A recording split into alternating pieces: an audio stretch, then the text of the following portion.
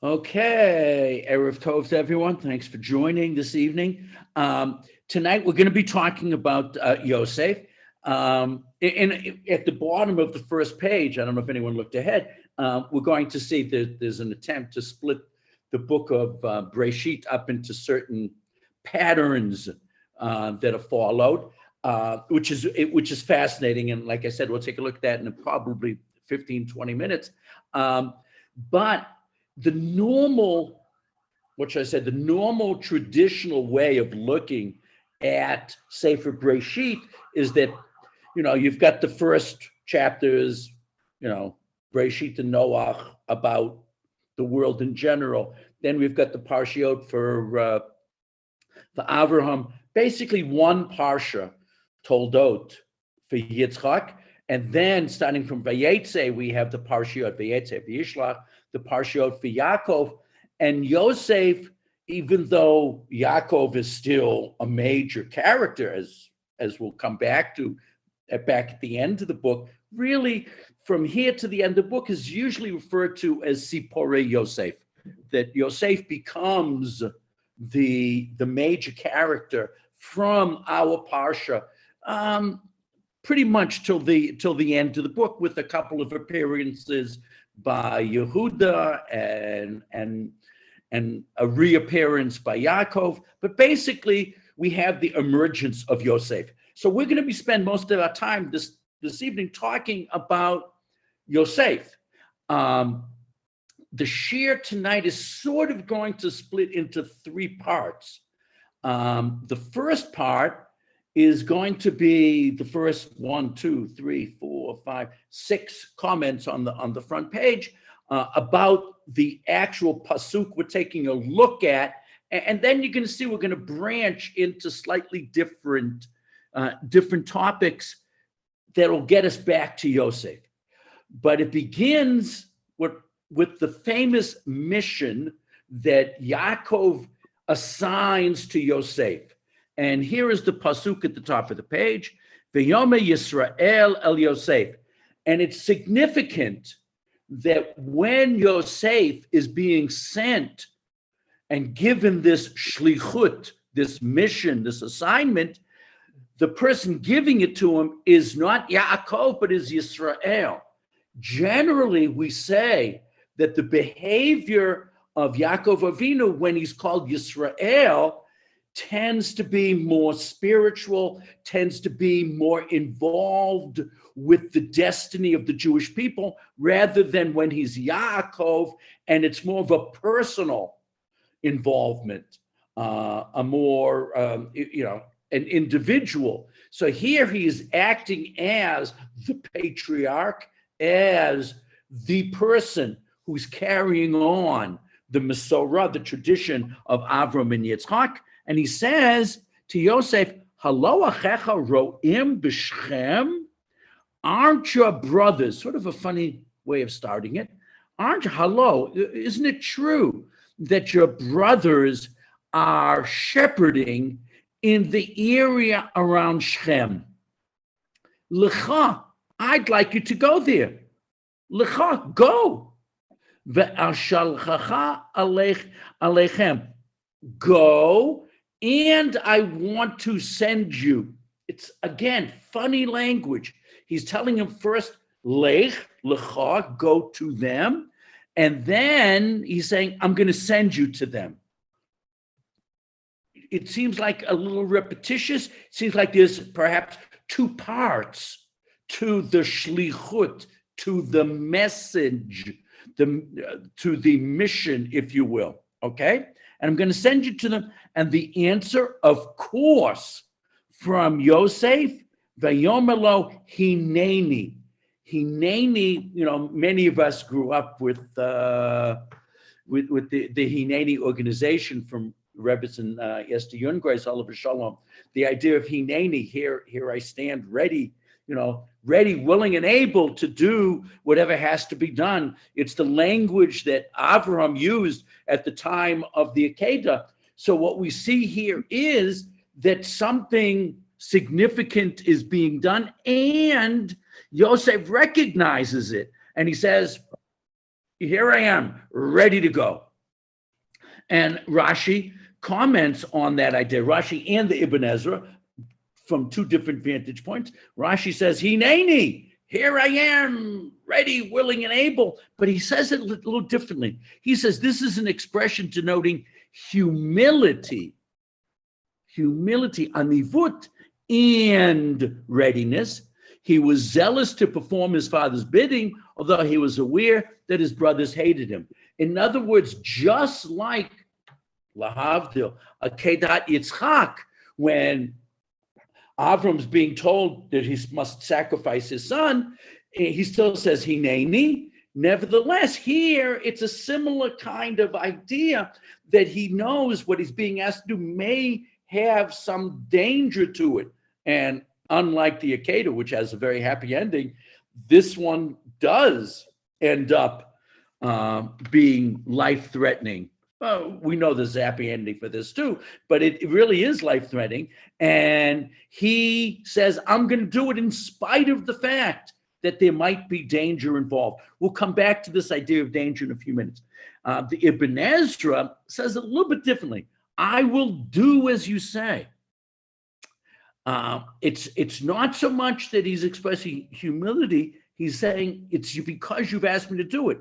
If Jacob called Joseph, when the proper response would be, here I am, as in here I am, for thou didst call me, which is a pasuk from Shmuel, and it's the same idea that that Shmuel answers the call there. However, in our verse, it comes as a response to Jacob's command. Hence, the Ibn Ezra's point is that in our verse, he was meaning, I am at your service. That, in other words, whatever you ask me to do, I'm going to do. It's slightly different. It's more having to do with the relationship between father and son rather than the religious statement, which is the way Rashi is commenting. The Sforno makes a sort of interesting side comment that's less germane to our discussion, but it's just interesting. So I put it in. Yaakov implied that it's not very far. Oh, by the way, your brothers, they're down the road a piece. They're over. They're in the back. The back pasturage. It's not true. This seems a bit strange, as it's about 100 kilometers by air. Surely quite a distance for a young man of 17 to travel all by himself. By the way, it's a 17-year-old in those days was an adult. So even though it's a long distance, the age I don't think is as much of an issue as the Sforno makes it sound, but it's a long trip. Now, the 100 kilometers is assuming that they were in Beersheba.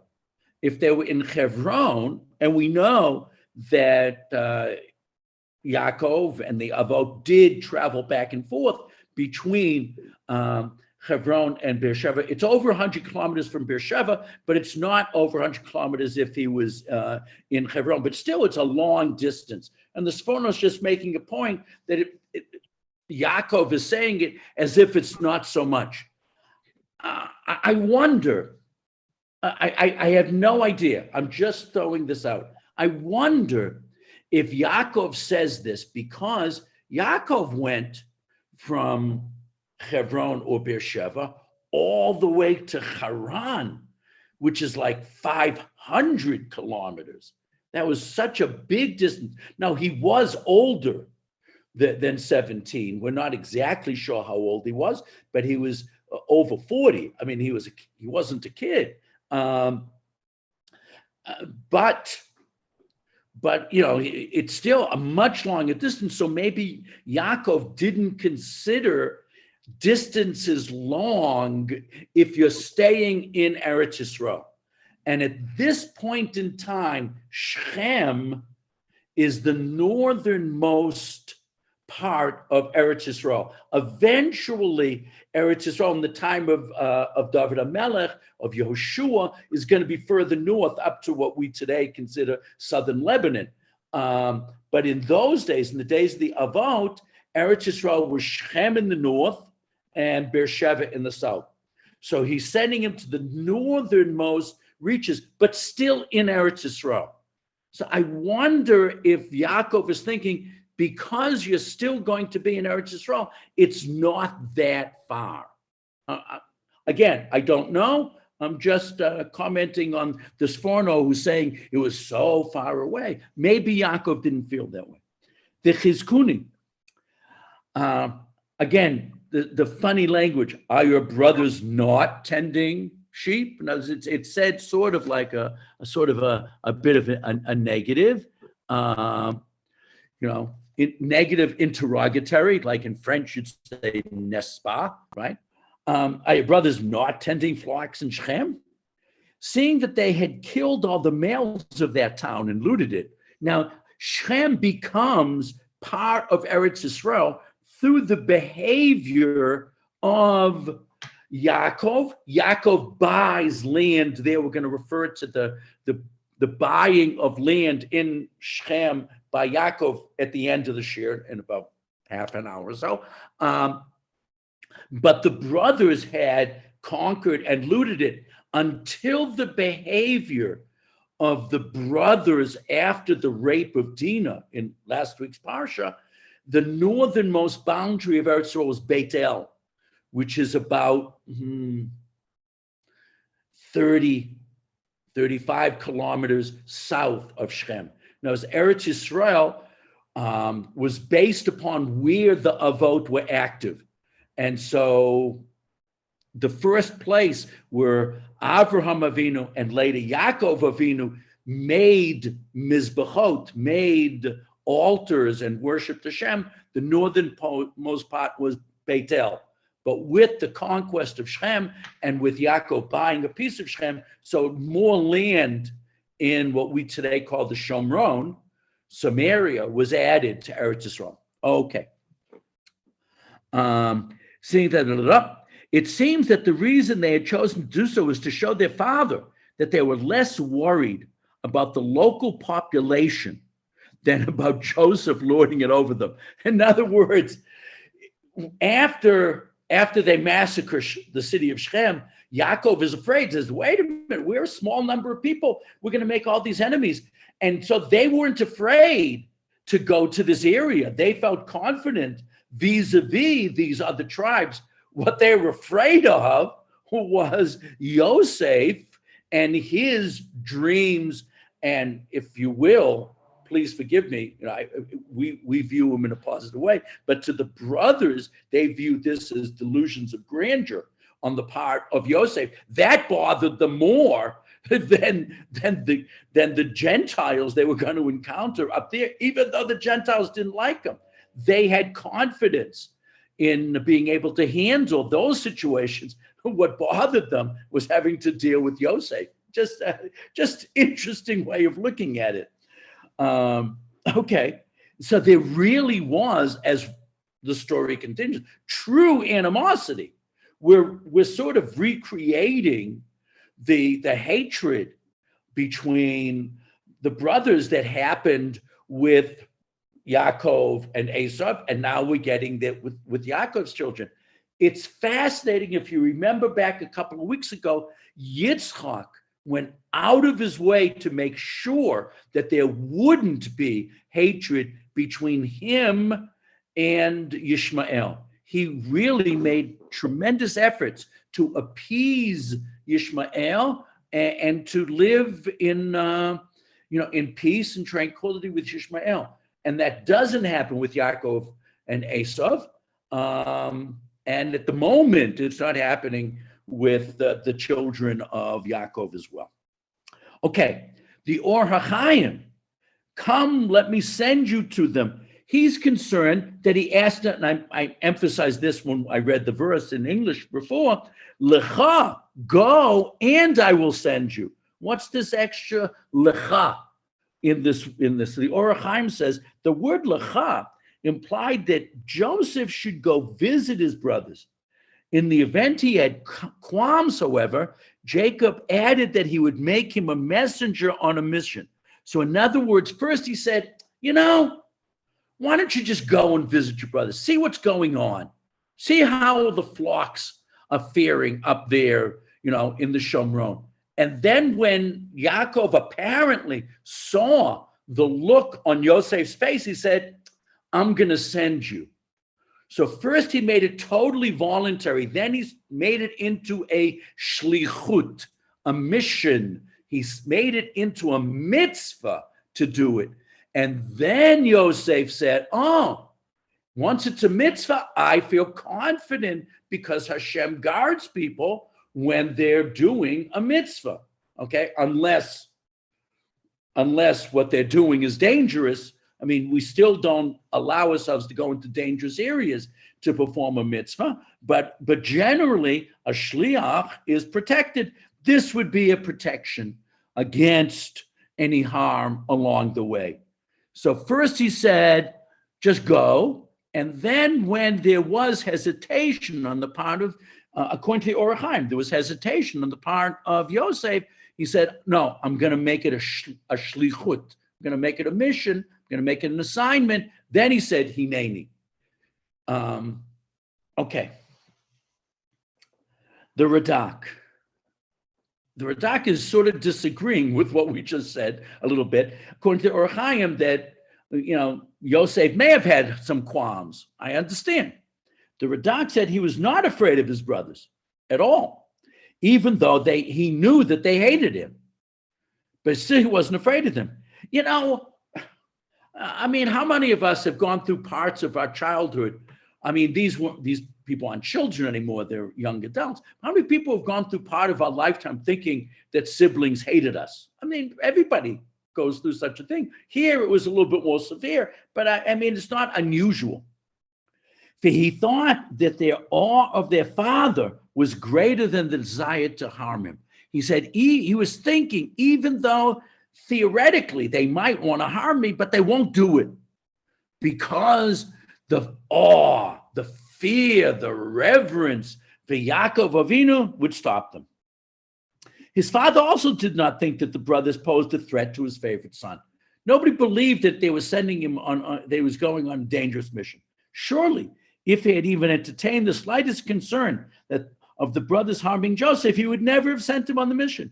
The entire matter was engineered by God, who knows the evil machinations of man, in order that this would become the external cause of the patriarchs to eventually go down to Eretz Yisrael to fulfill the covenant that was made back in chapter 15 with Abraham. Your children will go to a country that's not theirs and be there for 400 years. So this was the beginning of that famous prediction, that famous projection in the Brit Bein HaBetarim, the covenant between the parts. But this was all Hashem pulling the strings in the background. The people themselves didn't feel that there was any danger, any concern. I hear what the Radak is saying, but I think that he was afraid. I think the other idea that first he said, go, and when he made a face or whatever, he was hesitant. Then he said, I'm going to make it a shlichut. I think that makes sense. I think that there was a certain amount of concern over the safety of the situation. And the last comment in this section of trying to understand the psychology and the workings of his going to check on the brothers is the Rashbam. The Rashbam says the wording reflects Yaakov's surprise that Joseph's brothers chose to tend their sheep in a dangerous location such as Shechem, where they had killed the local inhabitants not so long ago. In other words, he's sending him there because he's concerned. He's not just concerned for the sheep. Historically, when I've read this, I was like, why did he send? Maybe this was normal just to check on how the sheep were doing. It was more of an economic thing. But the Rashbam is saying, no, he was really concerned for the safety of the other brothers because they were going into an area where they were not popular, even though they owned some of the land there. Yaakov had bought a piece of land there, and they theoretically had acquired it through the conquest of Shechem, but still the neighboring tribes would not have been, so happy to see them come. Under those circumstances, there was a real concern. And Yosef is going just to check and make sure that everybody is safe and sound. The Rashba makes a comment that he really likes this interpretation, and I got to be honest, I like it too. I think it rings true. Yaakov is sending just to make sure that things were going well, not because he was concerned for the sheep. He was concerned for the shepherds, for the brothers. Okay, so we've got a couple of ideas about what's going on with the sending of Yosef, but now I want to take a look at the sending of Yosef from a different perspective. And I'm putting somebody on the page who I don't think I've ever put on the page before. This is Professor Everett Fox. Professor Fox is a fascinating fellow. He's better known if you come from Massachusetts. He's still alive. He's a little bit older than me, and he's a graduate of Brandeis University. He studied Jewish studies there. He's not a rabbi. His wife is a rabbi. His wife is a conservative rabbi. He's now a professor of biblical literature in Clark University, and out in Western Massachusetts, and he's very lucid. He's very clear in trying to see patterns in his translations of biblical texts. So I think he gives a nice overview of things that are going on in Sefer Breshit, and I think that our particular story fits in to his overview, as you'll see in a minute. This comment wasn't specifically on our pasuk. It was on a number of things happening toward the end of the book of Breshit. From Genesis, I mean, look, he's writing this as a college professor, not as a rabbi, so it's a little bit different in the way he expressed himself, but his thinking is similar to ours. From Breshit, from Genesis, we learned that God's relationship to the people and what he expects of them, everything else is subordinated to this. The book of Breshit is not so much a book about the formation of the world and the formation of the Jewish nation. It's really about interpersonal relationships. It's about relationships between people and relationships between humans and God. It's really about relationships. I think this is very important aspect of the book. There are 7 major themes whose recurrence establishes their importance in the book. Origins. Okay, fine. The first, for Breshit, the beginnings of things. Okay, of the world, of humanity, the people of Israel. So, okay, origins.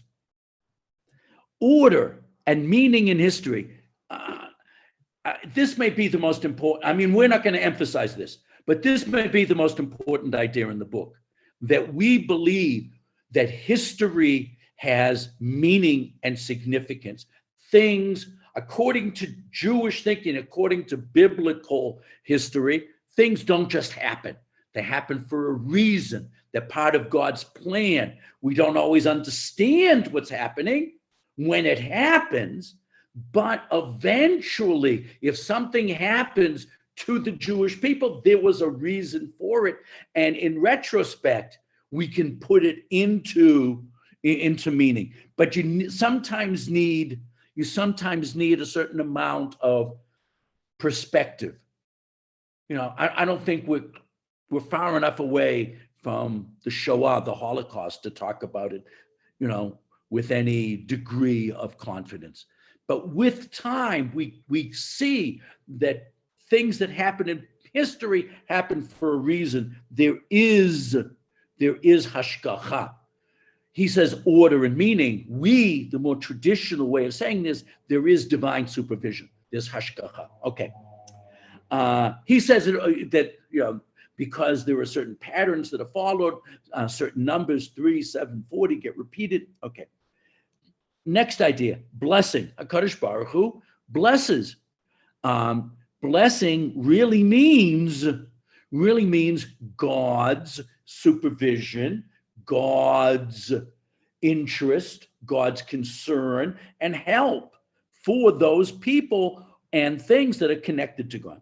Covenant, a major concept in the book, that there is a concept of a deal, a contract that's irrevocable between humanity and God initially, and then later between the Jews and God. 5, the concept of gemul, reward and punishment, that there is a divine system of justice. 6 is fascinating, and it's very, very true.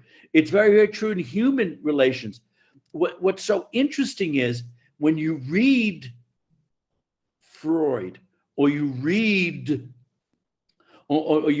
Greek mythology, most of the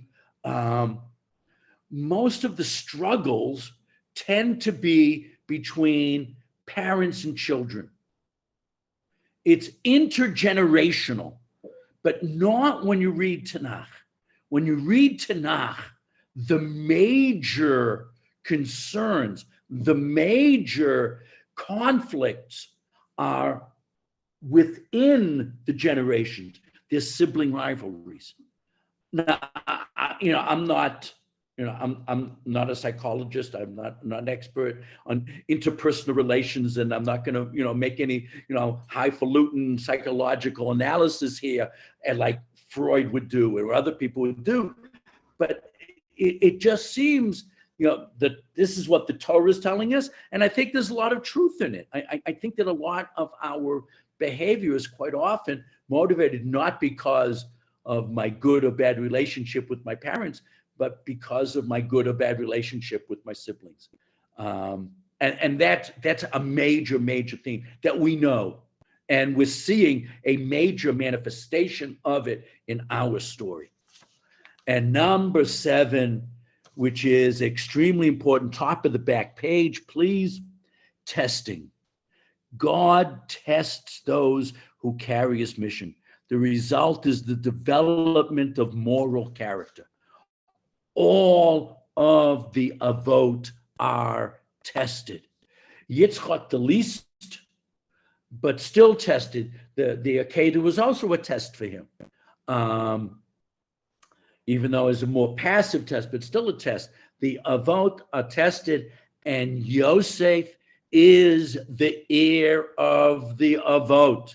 He doesn't become a patriarch, but he almost does. He is the controller of the next generation, and he is being tested.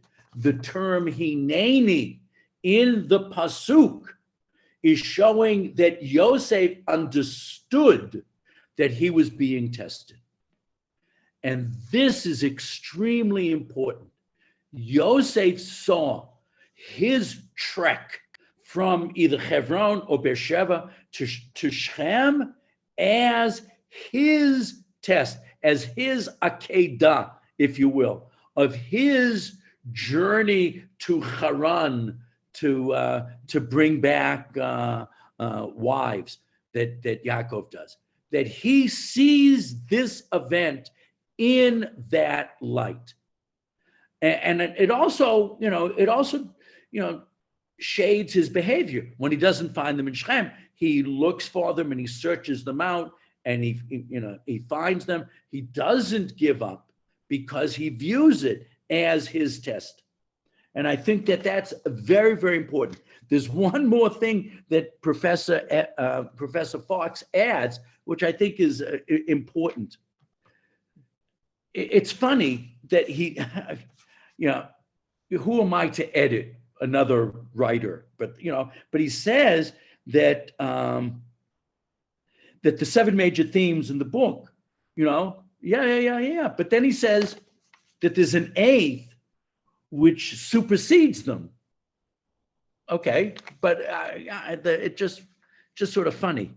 Superseding these important themes is the dominant one, which you didn't mention before, of continuity.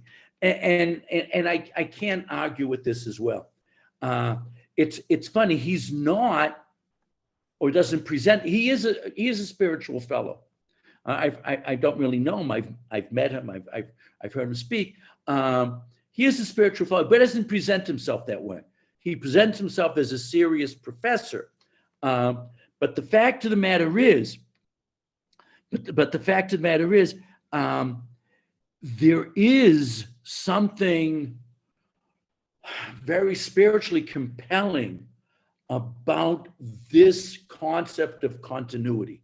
And once someone buys into the concept of continuity, then teaching and parenting becomes such an important aspect of who we are. And I don't think he wanted to have 8. I think he wanted to have 7, because part of his point is that there are patterns in the book, and 7 is one of the patterns.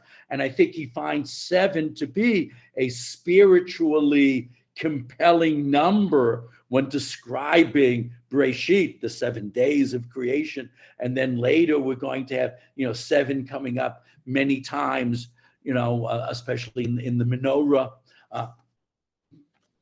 Begettings translated as toldot. So I'm confused by the word toldot.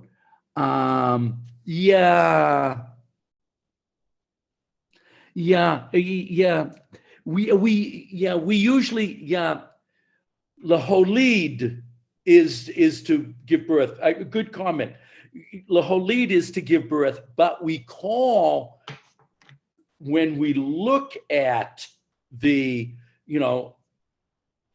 begettings, when we look at the generations, we call it toldot. But you're right. The mitzvah is laholid, to give birth. Pru urvu, be fruitful and multiply. It's just the nomenclature that we've picked on. So then he says the word appears 11 times. The major thrust of the book would seem to be toward human fecundity. That's a good word. Be fruitful and multiply. Fecund is to be fruitful. Following the command to bear fruit in many, and pointing to the eventual fecundity of the people of Israel. Ironically, the undercurrent of Genesis is towards threatened extinction. We have to be eternally concerned with continuity, even though we're always on the cusp of extinction. Time after time, the Jewish nation looks like it's going to get snuffed out. And we're seeing that here at the end of Sefer Bereshit. We see it at the beginning of Sefer Shemot. It happens later with the destruction of the first temple, destruction of the second temple. You can go to modern times, that Judaism always views itself. Hanukkah is a celebration of us surviving what seemed to be a spiritual mortal threat to the nation. Purim, of course, is another. That's not a spiritual threat. That was a physical, mortal threat to the nation. That we have all the time this covenant and this role to keep the community going, to maintain the shalshelet, the chain of tradition throughout time, while time after time there are threats to it. That is, in a nutshell, Jewish history. We strive to succeed. Somebody tries to wipe us out, and HaKadosh Baruch Hu, saves us through either obvious miracles or hidden miracles. But that is the theme, and it starts already here. That what's going on with what's going on here is that Yosef is being told by Yaakov that he's responsible. He's being told by God in the dreams. He's being told, you're responsible for the continuity of this enterprise that we call Judaism, that they call Bnei Yisrael. You're the one. Nevertheless, he's almost snuffed out. And they were going to kill him. And even when they got rid of him, the assumption was, okay, the Egyptians will kill him. This is the end of him, and let's see what happens to his dreams. This is the end of his involvement. So this interplay between the role of continuity always being threatened with extinction, continuity, extinction, that these two forces start here, but carry throughout Jewish history. The result is a book which abounds in tension. The result is the story of Jewish history, which abounds in tension. Tension is the reality of Sefer Breshit, but also the reality of Jewish history. And I mean, we see it all the time living here in Eretz Yisrael.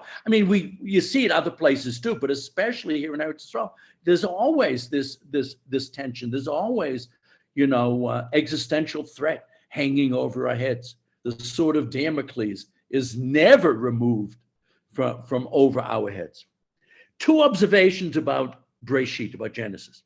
First, as the book progresses, the style of the literature becomes smoother. It's true. The first stories, the beginning is sort of choppy. You don't feel much continuity of narrative style. It's interesting, but later it becomes much more flowing, like a storybook. That's not true in especially Breshit and Noah, to a certain extent, even Lech Lecha. It seems like episodes rather than a continuous story. From Yosef, it's really a very cool story, the way it flows from one episode to the next. They flow, they don't chop one into the next. Second, contact with God becomes less direct. As time goes on, we're more and more on our own. And when we're on our own, the story becomes more a flow of human experience. And I think those two factors connect to each other. The story flows more when we're more in control of the story rather than God being in control of the story, which keeps the episodes chopped up. But when it's up to us, one thing flows into the next because we don't have the Deus ex machina to going from one to the next. It's us flowing from one event, from one disaster, from one emergency into the next. It's just fascinating. Avram's dreams and visions seem a far cry from Adam's conversations with God. Until we get to Moshe, no one talks face to face with God since Adam, really. The other times it's always in dreams. Yaakov's encounters with God are less frequent than Abraham's. And finally, Yosef never has a conversation with God, even though he does have dreams. He gets his nevuah in a much less direct way. It's just fascinating that this story of Yosef is part of a process of Jewish history, which means we are more and more self-reliant. And that is very important. As time goes on, more and more of the job is on our shoulders. And Yosef begins this process. And he begins the process by saying, Hineni, I'll do it.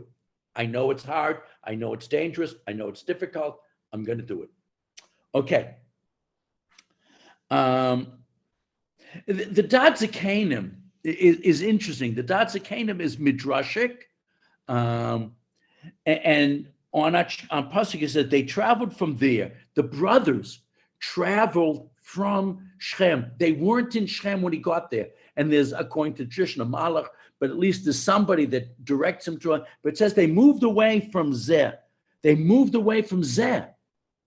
They have moved away from here. They have said that they are no longer interested in being the 12 tribes. Zeh means they moved away from Zeh, Zion, Hey, 12. That they were moving away from there being 12 tribes. They're moving away because maybe they don't want to take the responsibility, or they're moving away from the 12 because they're going to kill Yosef. And therefore there won't be 12. So it's so fascinating that the language, they're moving away from this place, which was Shechem, and they went to Dotan. Now, I like Dotan because I actually did my basic training in the army in Dotan.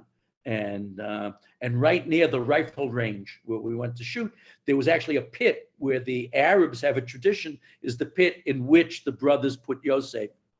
I don't want to, I don't want to claim that it's definitely true, but it was just fascinating to be there. But the brothers themselves, not Yosef, the brothers saw themselves moving perhaps away from the covenant. It's Yosef that ends up bringing them back, which is fascinating. Okay. Rav Sachs is the last expression that's really about the big picture. And then after that, you'll see there's one last point. Oh, I hope I leave myself enough time. Okay, Rav Sachs says, the story of Joseph's descent into slavery and exile began with when his father sent him alone to see how his brothers were faring. Okay? This is the beginning of Yosef's adventure. What does the narrative tell us immediately prior to this episode? It tells the second of Joseph's dreams. In the first, he had dreamt that he and his brothers were in the field binding sheaves. He stood up right, and the other sheaves of his brothers bowed down to him. Naturally, when he told them, they were angry. You little pisher, who are you to make us bow down to you? Oh, right? You're younger than all of us, right? They were really angry. Do you intend to reign over us? I mean, we're much older than you. Leah was the initial wife. Okay, your mother's is also dead. Who do you think you are? There is no mention of Jacob in the first dream, only in the second.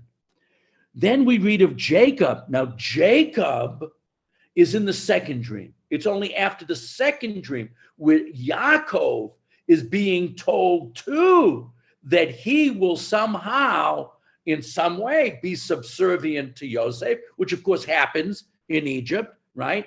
That when he's told that, it's only then that he decides, I have to devise some sort of test for Yosef.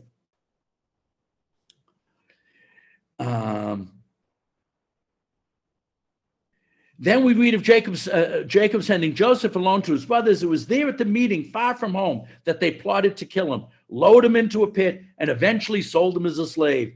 Joseph had many years to reflect on this episode, according to tradition, 14 years. That his brothers were hostile to him, he knew, but surely Jacob knew this as well. How could Yaakov send him? Listen to the problem that's going on in Rabbi Sachs's mind. Why did he send Joseph to them? Did he know the dangers of the sibling rivalry?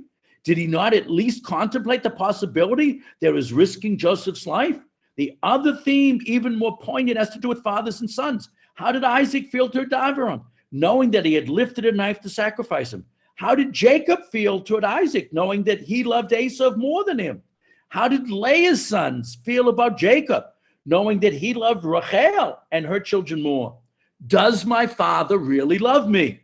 That is a question we must feel has arisen in each of these cases and stories and incidents. Now we see that there is a strong case for supporting that Joseph too must have asked himself the same question. What question is Rabbi Sachs answering with this approach? He doesn't say it in this article, but I just know he's setting up for the famous question, how come once Yosef becomes Mishnah Lamelech, the viceroy of Egypt, second only to Pharaoh, he never sent a note to his father? I'm alive. This was going on for a minimum of 8 years, 7 years of plenty, and then into 1 year of famine. For 8 years, he's the ruler of Egypt. You'd think he could have sent a letter to his father during those 8 years. I mean, the journey from Egypt to Beersheba, I mean, it's only maybe a month, a couple of weeks. It's not a long ways in terms of geography. What's going on here? But maybe he was feeling like other sons in the book have felt, I've been rejected. And if I've been rejected, that's why I got sent to Shechem, that he was letting me know that I am, that he loves the family, bigadol, in the big picture, more than me individually. Maybe he did feel rejected by Yaakov. I don't know. It's a fascinating approach to the problem. But in the end, final analysis, Abraham did love Yitzchak. Yitzchak did bless Yaakov a second time, knowing that it was Yaakov. Yaakov did love Yosef, and transcending all these human loves is divine love, rescuing us from feelings of rejection and redeeming the human condition from tragedy sometimes. When it works, it redeems us from tragedy. When it doesn't work, there's a lot of tragedy around. We Jews have more tragedy than enough to go around. But Rabbi Sachs writes beautifully.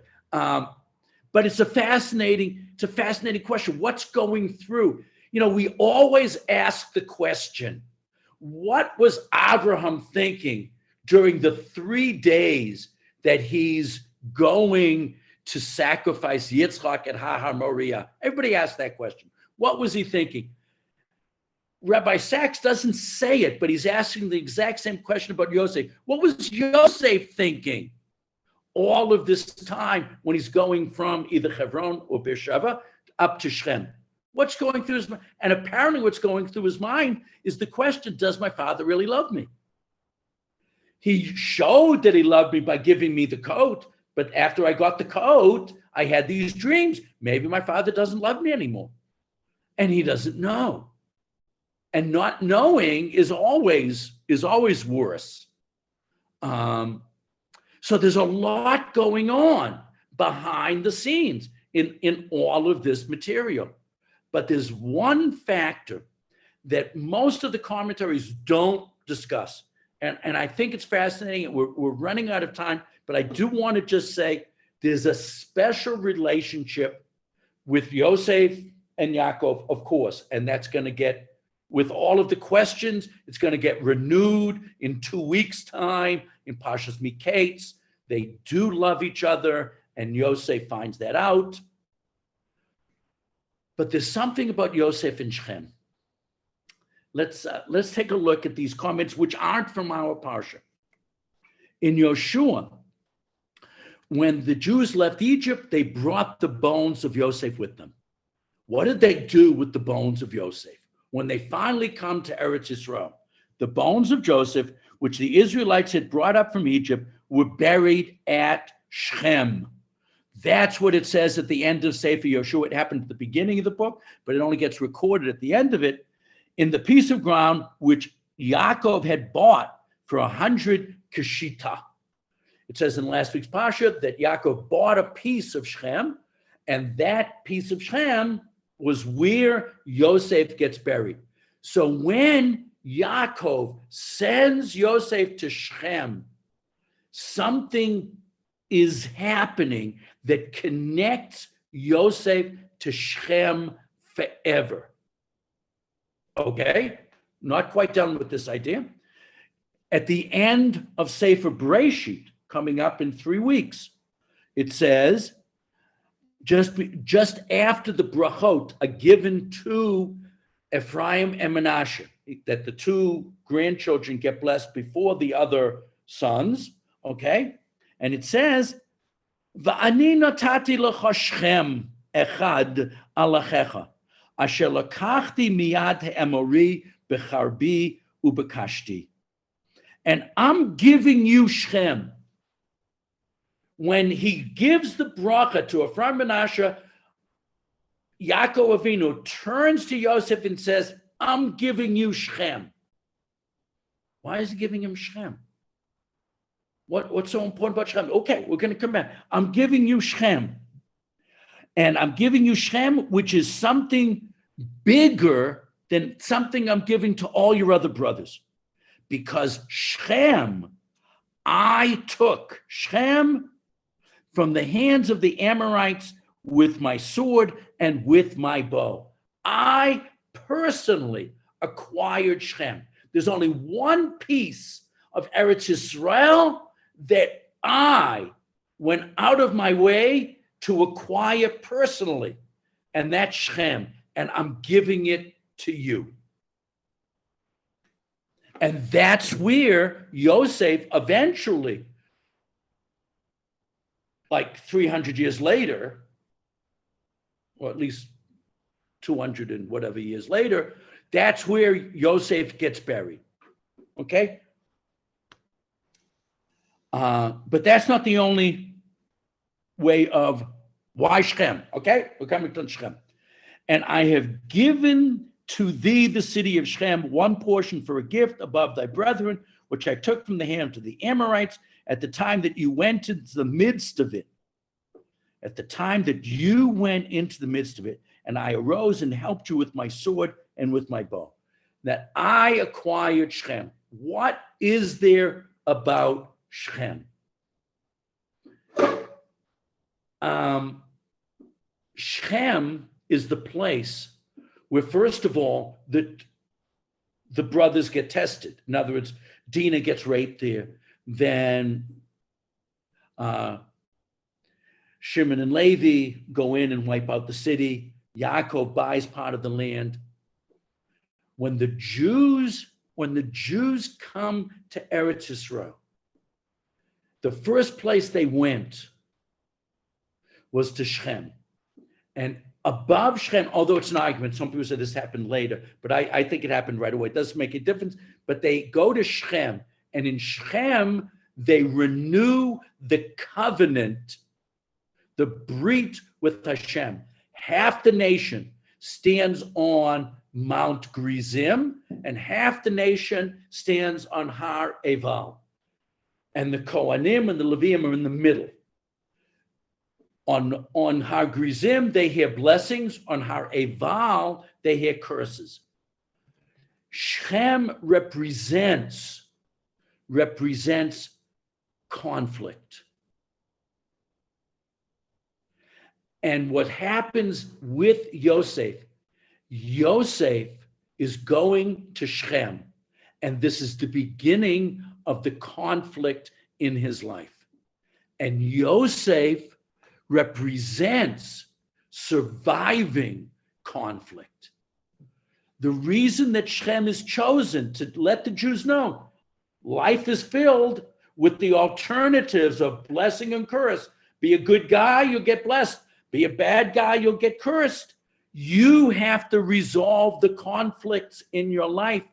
It's Yosef who proves that we can resolve the conflicts in our lives, no matter how negative the circumstances. Yosef stays true to the brit under the most difficult circumstances. As a slave in the house of Potiphar, and he withstands the temptation of the wife, the master's wife, Eshet Potiphar. He goes to jail. He still remains Yosef all of this time.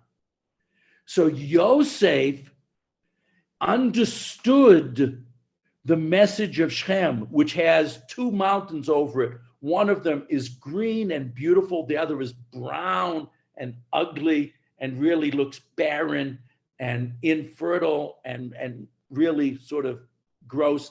Eval is the brown, rocky, infertile, and Gerizim is the beautiful, verdant green hill.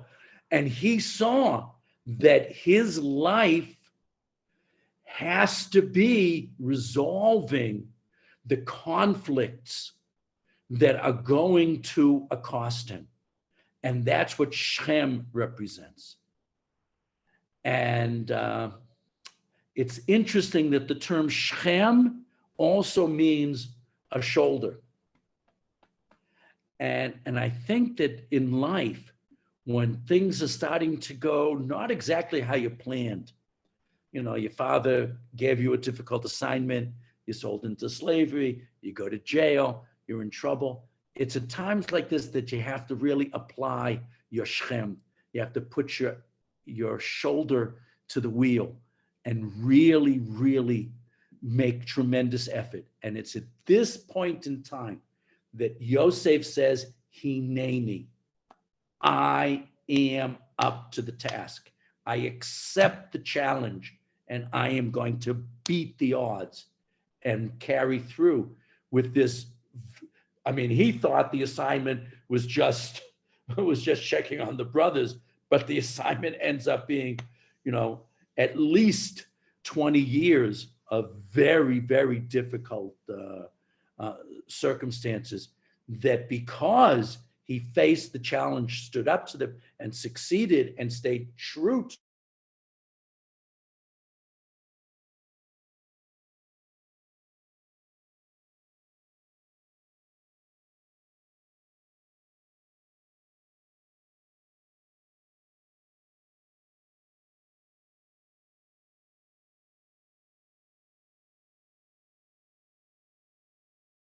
and you succeeded.